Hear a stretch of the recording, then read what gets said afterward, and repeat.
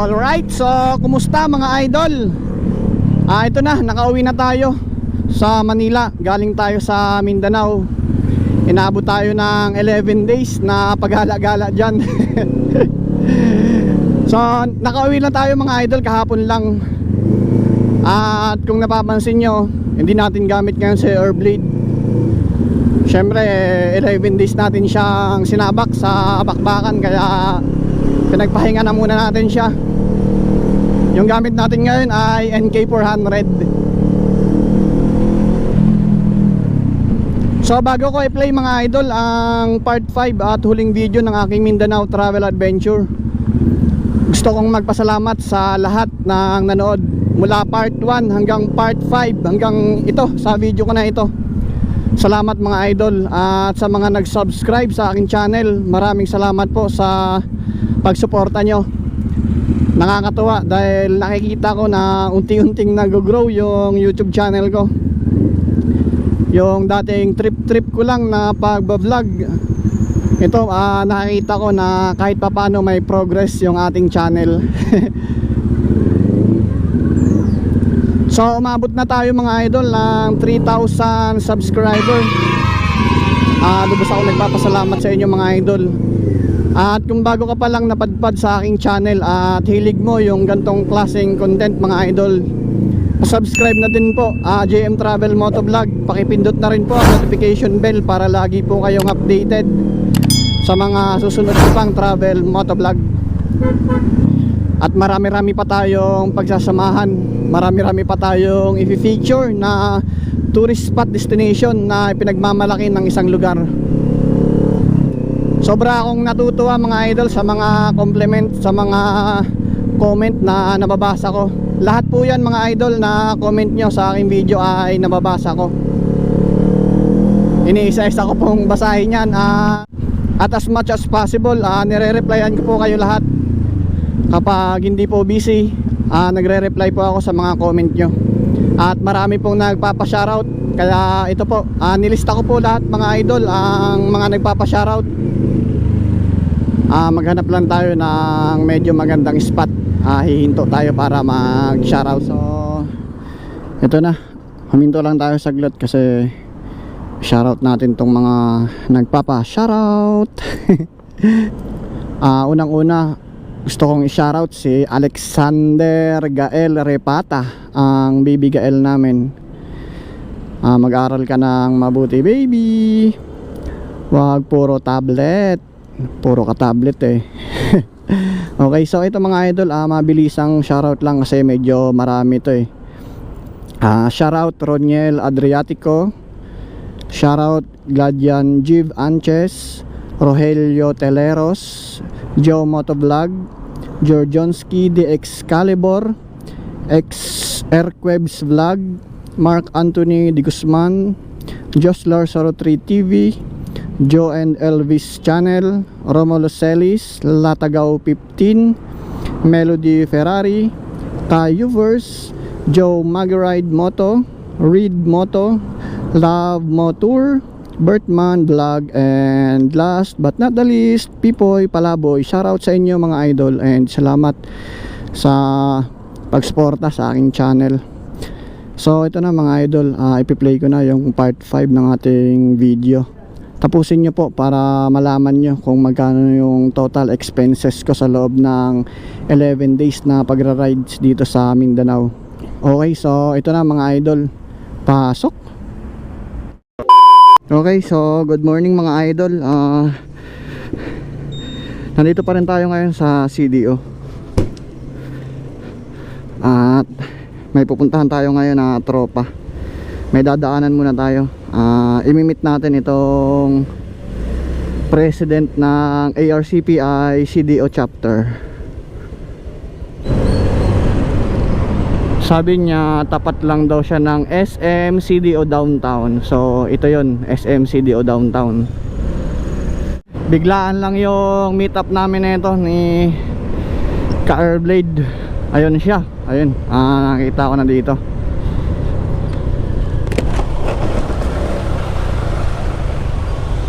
Pops, Aldrin. Ay, good morning. Ah?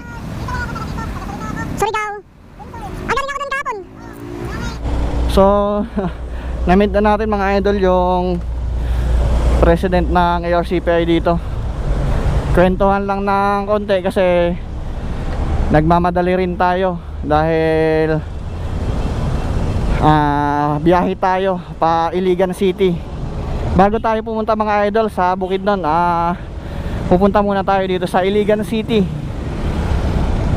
Dadalawin ko lang yung mga naging tropa natin dito.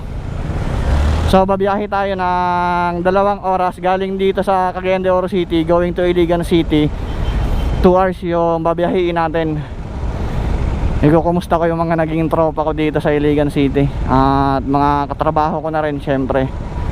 Mahigit 1 year na rin simula nung umalis ako dito sa Cagayan de Oro City at Iligan City. Na-miss ko tong lugar na to. Gaya nga ng nauna kong sinabi, 2 taon ako dito na na-assign sa Cagayan de Oro City at Iligan City. Kaya hindi man ako totoong Bisaya mga idol, pusong Bisaya na rin ako dahil napamahal ako sa lugar na to. Marami akong mga magandang alaala dito. Okay, so going pa rin tayo, bumabiyahe pa rin tayo, going to Iligan. And may pinagbago yung kalsada dito. Dati hindi pa to espalto, ngayon espalto na siya. So may improvement, magaling. Maganda na yung kalsada dito.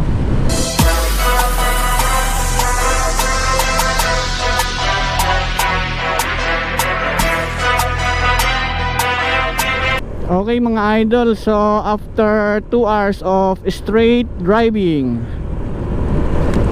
we are here approaching Iligan City, Lanao del Norte. So may mga checkpoint, isa lang pero tuloy lang tayo. Feeling ko naman hindi tayo papahintuin. Okay. So nandito na tayo mga idol, Iligan City na tayo. Ayun o, may nakasulat, welcome to Iligan City. Ay nako, yes, nakabalik ulit ako dito. So imimit ko dito mga idol yung mga tropa ko at mga katrabaho ko. Namimiss ko na sila. 1 year din kami hindi nagkita-kita dahil na-reassign na ako sa aking tahanan sa Manila, Gaisano, Iligan City. Ito yung mall dito, Gaisano. Tsaka may Robinson din dito, dun pa sa harapan. Walang ano dito, walang SM, sa CDO lang meron. Robinson, Iligan City. Ito na yung pinakamalaking mall dito sa Iligan mga idol, yang Robinson. Okay mga idol, so tapos na natin puntahan yung mga tropa ko dito at mga katrabaho. Nagkwentuhan lang kami, then kumustahan. Siyempre matagal namin hindi nakita yung isa't isa. Hindi ko na siya blinag mga idol, hindi ko na sinama sila sa ating vlog. Siyempre mga pribadong tao tong mga to. Ayaw nila na ang public exposure. So going na tayo mga idol sa Cagayan de Oro City. Balik ulit tayo doon sa pinag-check-inan natin. Doon na ulit tayo magpapalipas ng gabi kasi alanganin na ngayon magpunta sa Bukidnon. Alas 2 na ng hapon. Gagabihin tayo pag nagbiyahe pa tayo sa Bukidnon, malayo pa yun dito. Kaya bukas na lang tayo mamamasyal sa Bukidnon. Yung pupuntahan natin dyan mga idol sa Bukidnon ay itong tinatawag nila na communal ranch. Maganda yung view dyan, overlooking yung kabundukan ng Bukidnon. Napakagandang tanawin yung makikita natin dyan. At mag horseback riding tayo. Okay, nandito na tayo sa CDO mga idol. Putik. Gumagewang yung gulong ko sa likod. Mukhang naplatan pa yata tayo ah. I-check ko lang dito. Mukhang magkaka-aberya tayo ngayong araw.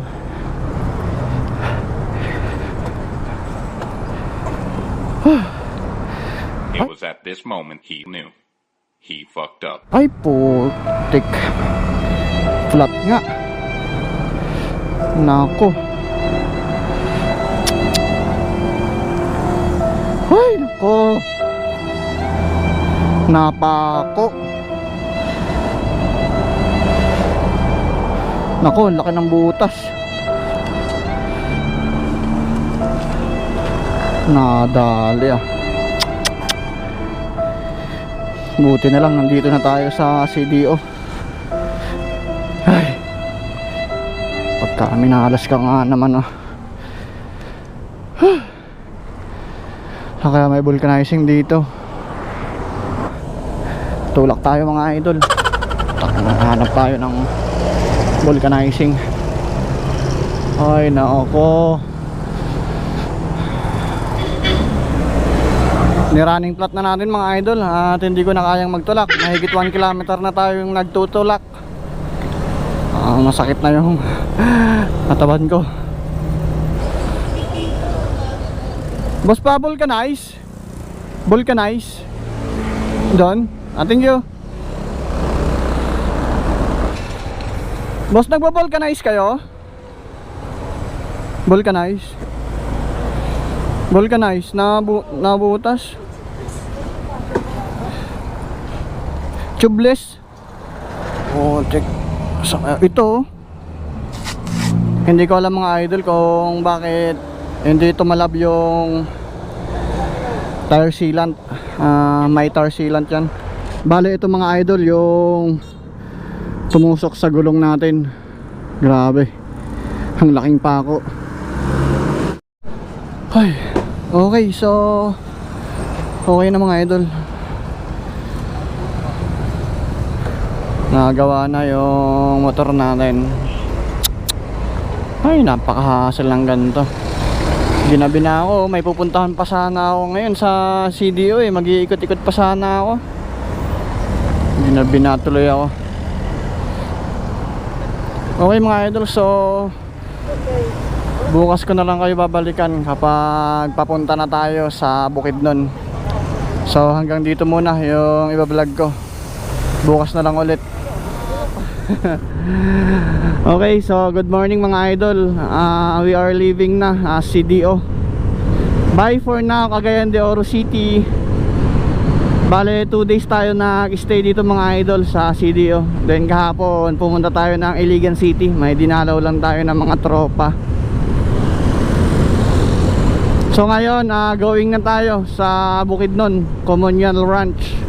Mamamasyal na ulit tayo. Excited na ako dahil maganda yung view dito. Nakita ko sa Facebook. Kaya isa ito sa tinarget ko talaga na puntahan. And sana wala tayong ma-encounter na problema sa daan. Wala tayong ma-encounter na aberya sa daan. Kahapon ay medyo minalas tayo. Nabutasan tayo ng gulong. At napagastos tayo ng wala sa oras. Yung siningil sa akin ni kuya ay 650. Hindi ko lang alam kung mahal ba siya or mura dahil first time kong magpa-vulcanizing. Wala akong idea sa presyo niya. So sana hindi tayo ulanin ngayon, no?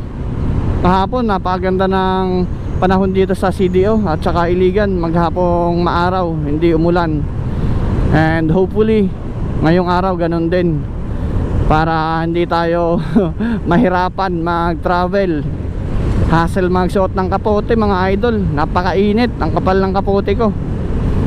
Tapos madulas yung daan.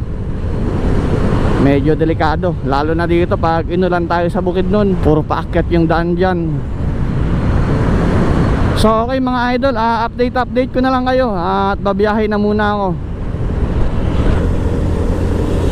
DPWH Bukidnon. Wow! Napakalupit! Andito na tayo mga idol sa Impasugong. 3 kilometers na lang doon na tayo sa communal ranch. Off-road pala dito. Sana wag tayo maplatan. Nasa bundok tayo. Mahirap talaga pag naplatan tayo dito. Ay, wag naman sana tayong mapako dito. Grabe, 3 kilometers mga idol na puro ganito, off-road. Mahirap pala makapasok dito. Buti walang ulan ngayon mga idol. Kung umulan sigurado mahirapan tayo umakyat. Kasi maputik, madulas. Baka lumubog yung gulong natin. Napalaban na naman si Airblade. Napalaban na naman. Wow. Wow. Overlooking na dito. Oops, dahan-dahan. Medyo pababa to.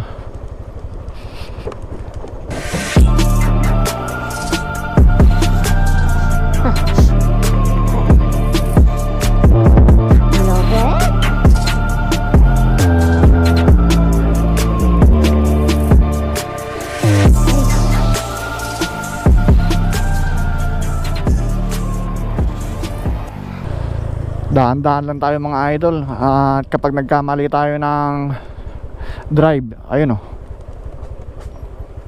malalim yung babagsakan natin. Hindi tayo bubuhayin dyan. Kaya dahan-dahan lang.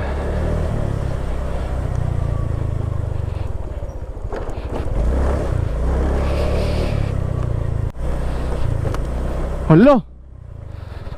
Hala! Hala, ang galing. Hala, ang ganda. Hala. Ang ganda ng bundok mga idol. Ang galing.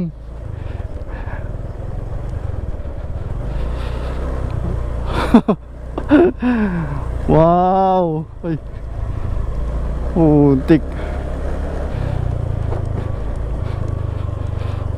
Uy, uy, uy, uy. Buti na lang talaga at hindi umulan. Kung umulan siguradong mahirapan tayo dito. Oh, ang galing, nakaka-amaze yung bundok. Wow, ang lupit.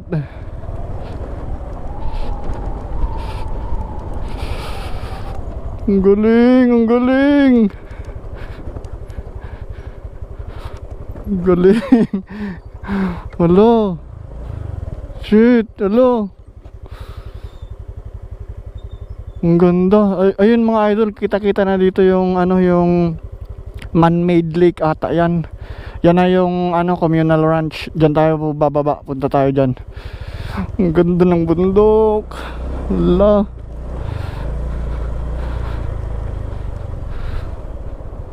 Sulit yung biyahe ah. Sulit yung bakasyon ko mga idol. Ang galing.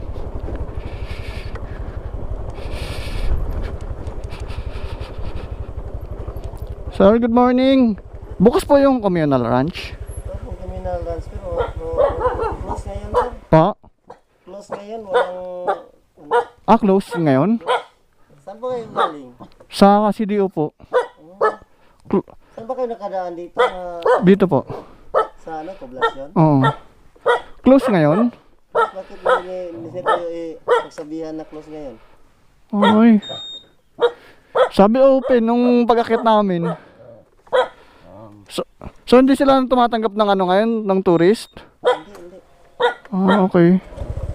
Lahat na tourist spot dito sa ano, sa Impasugong, walang Wala? tanggap na ano.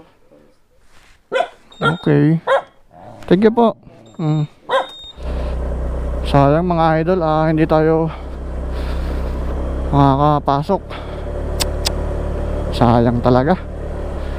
Napakaganda pa naman.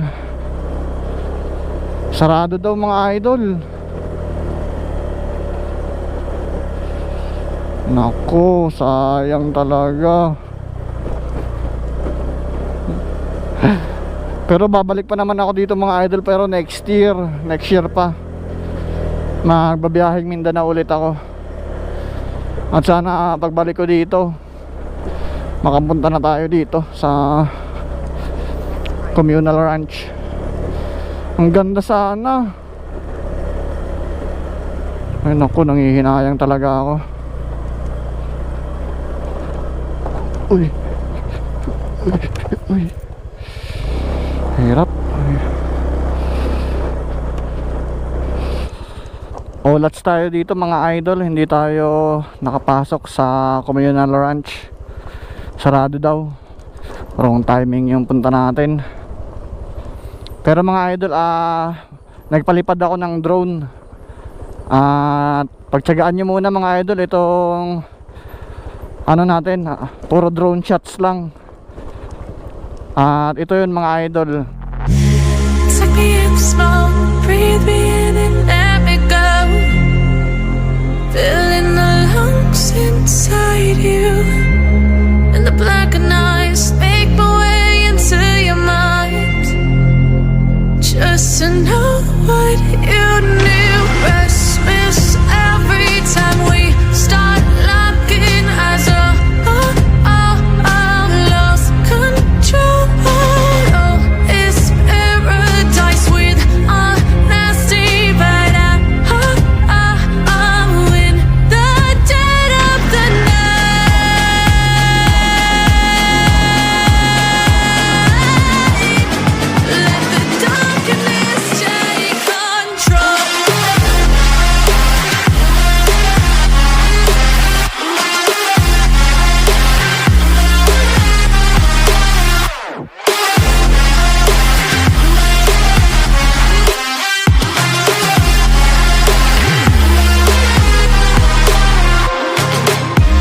Let the darkness take control.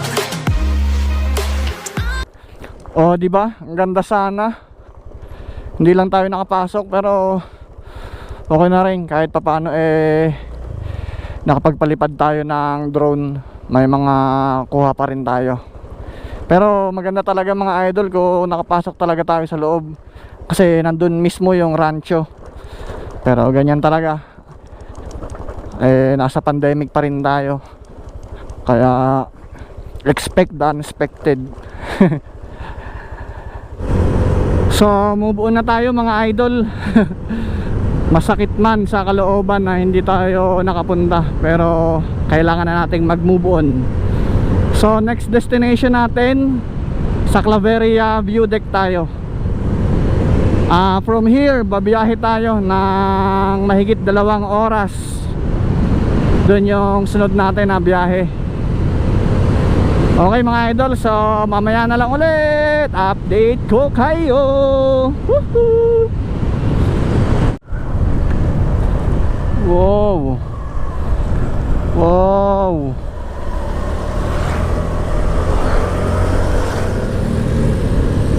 So nakalabas na tayo mga idol sa Cagayan de Oro City. Nandito na tayo ngayon sa Tagoloan, Misamis Oriental.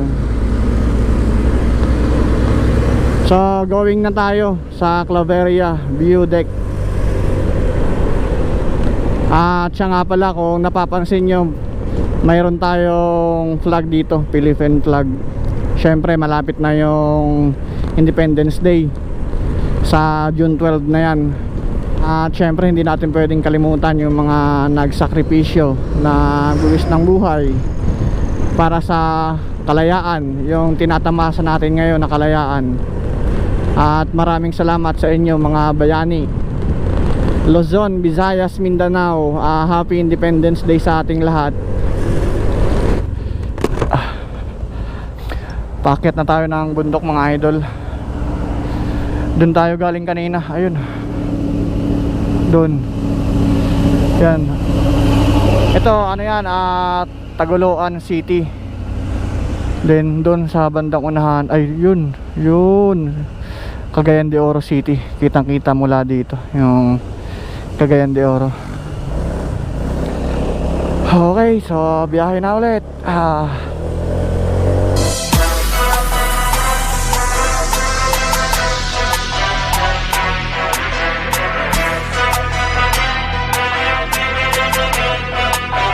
Nag-stop over muna tayo dito mga idol. Bandang Claveria na to, pero hindi ko lang alam kung saan sa Claveria. Nakita ko to sa Facebook itong puno na to. Ang laki. Picture lang tayo dito mga idol. Ayan. Di ba ang ganda? At maganda rin tumira dito kasi ang daming pinya. Nako. Ayun o. Pinya. Tapos may manok. So, pwedeng pininyahang manok. Kung sa Manila yan mga idol, sigurado gabi-gabi mawawala ng pinya dyan. Okay, so biyahe na tayo. Approaching na tayo mga idol sa Claveria Viewpoint, Claveria View Deck. Ayun, dito siya. Ayun. Wow, kitang-kita yung mga kabundukan. Ayos. Tara, pasok tayo. Tanong natin kung open sila. Oop.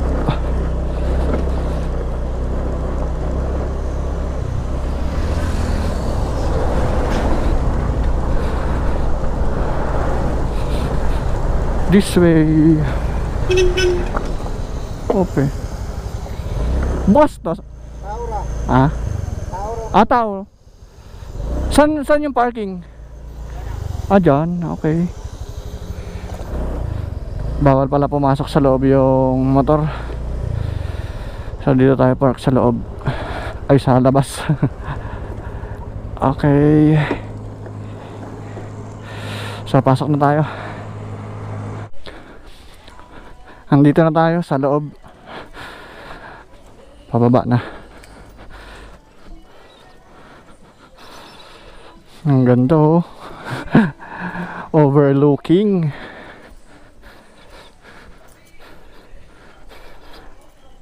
Maglo-lunch na ako dito mga idol. Tanong tayo kung may mga kainan dito. Dito na tayo mag-lunch. Then mamaya magpalipad tayo ng drone. So yung entrance dito ay 20 pesos lang. Okay mga idol, so magla-lunch muna ako dito. Tapos going na tayo sa Surigao City. Ito yung yung lunch ko. Tocino. Yan. Hindi ko na isa-isahin. Ito puto mayo daw to eh. Yan. Then bumili na rin tayo ng ng mais kasi ito yung yung pangunahing kinabubuhay ng mga tao dito. Ito yung nila dito, yung produkto, yung mais. Kaya bumili na rin tayo. So overlooking tayo dito mga idol.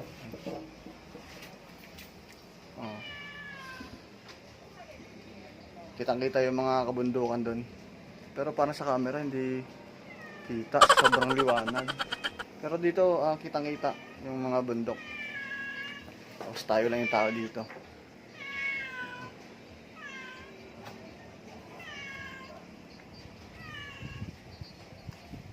Walang mga turista ngayon.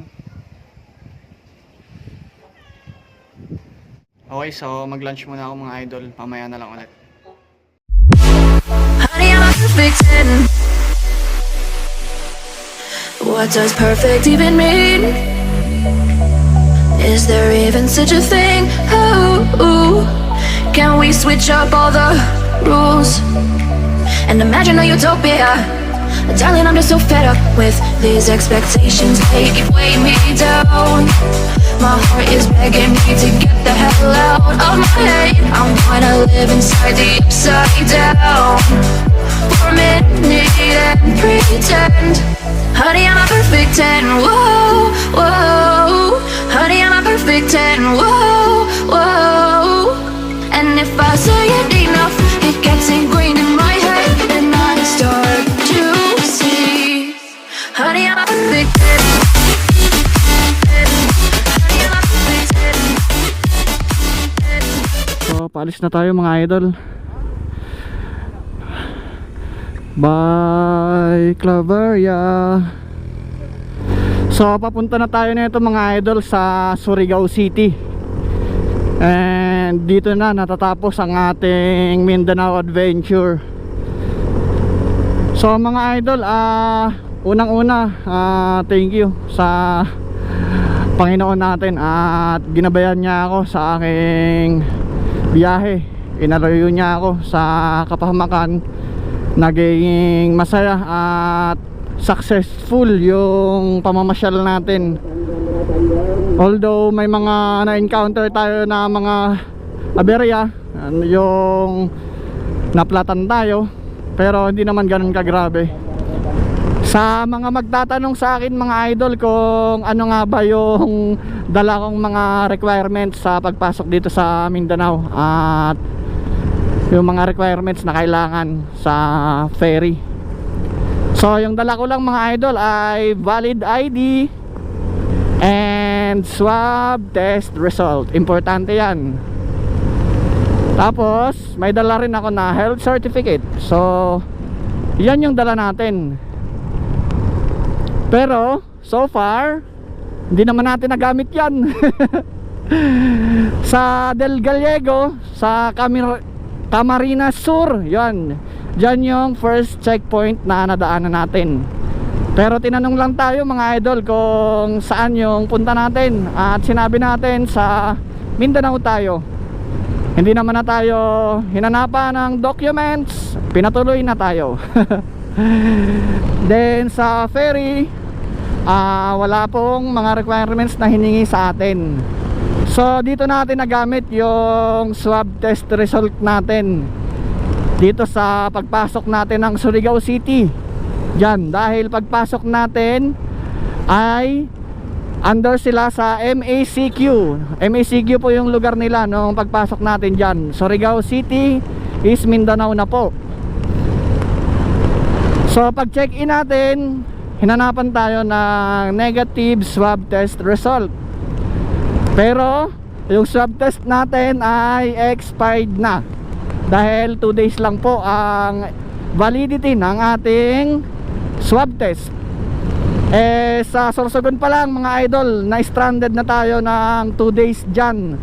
Dahil nga dito sa Bagyong Dante, walang mga biyahe yung Roro. So na stranded tayo dyan. Pero inaccept pa rin nila yung ano natin, yung negative swab test result kahit expired na. And nagpapasalamat naman ako doon sa natuluyan kong hotel at pinatuloy tayo. Pero sa mga checkpoint, wala naman hinanap sa atin. Tinanong lang kung saan tayo pupunta. Then sinasabi ko kung saan pupunta. Then hanapan kayo ng valid ID. Yan lang po. Pero mga idol, pwede pa pong magbago yung sitwasyon na yan, yung pagiging maluwag dito sa Mindanao. Dahil po patuloy po yung pag-increase ng mga COVID cases dito sa Mindanao. And nakakabahala yung ganyan. Marami na nagde-declare na MECQ dito sa Cagayan de Oro City, Davao City, Surigao City. Yan, mga naka-MECQ po yan. Kaya ewan ko lang kung magbiyahe man kayo dito, baka mahigpit na sila, baka hindi kayo palusutin. So mga idol, yan lamang po ang may share ko sa inyo. At maraming salamat sa panonood sa aking channel. So ang ganda talaga dito sa Claveria mga idol, oh. Bulubundukin pala talaga to. First time ko dito.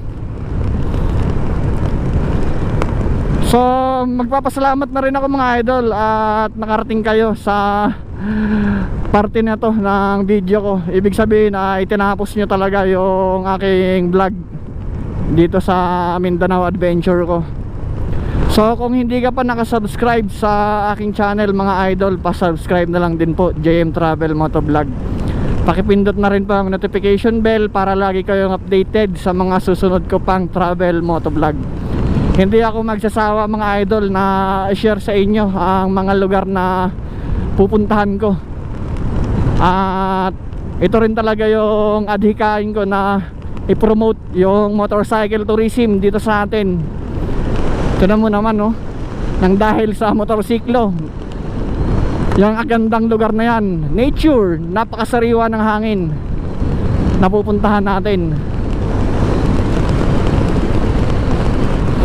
So mga idol, nandito na tayo sa portion ng kwentahan. Magkano nga ba ang nagastos natin dito sa ating gala sa Mindanao? So malalaman natin lahat yan mga idol kapag syempre nakarating na tayo sa Manila. Yung biyahe natin ay expected ko 2 to 3 days tayong magbabiyahe. So doon na natin malalaman pag nakarating tayo sa Manila. Pero dahil nasa video tayo mga idol, nasa Manila na tayo. And 3, 2, 1, Manila! Yun, so andito na nga tayo mga idol. Nakauwi na tayo. Kakarating ko lang, alas 4 na madaling araw ngayon. So ilang araw nga ba yung binahe natin pauwi? Inabot tayo mga idol ng 3 araw. Medyo mahaba-habang naging biyahe natin. At nagkaroon tayo ng problema sa pag-uwi. Kung ano yung mga naging problema natin sa biyahe natin pauwi, gagawa ako mga idol ng separate video. Blinag ko yung biyahe ko from Mindanao going to Manila. Abangan nyo yung vlog ko na yan mga idol. Okay mga idol, at ito na, sasabihin ko na sa inyo yung lahat ng naging expenses natin sa 11 days na pagbakasyon natin dito sa Mindanao. Hinto lang tayo. Basahin ko yung naging computation ko. Hindi ko kabisado eh. Hinto tayo dito sa medyo maliwanag. Dito.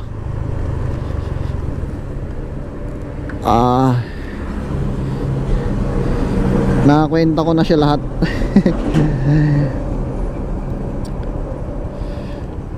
Ito, yung food natin umabot siya ng 4,265. Gas natin 4,937. Hotel and resort na tinuluyan natin 6,839. Then yung ferry, yung mga sinakyan natin sa Roro, mabot siya na 2,731. Yan yung mga naging gastos natin mga idol. Kayo na lang yung bahala mag-total kung magkano lahat.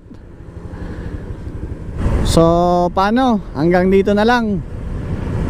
Samahan nyo ulit ako sa susunod ko pang travel motovlog mga idol. At sa susunod dito naman tayo sa norte ulit, sa Luzon. Hanggang dito na lang. Paalam.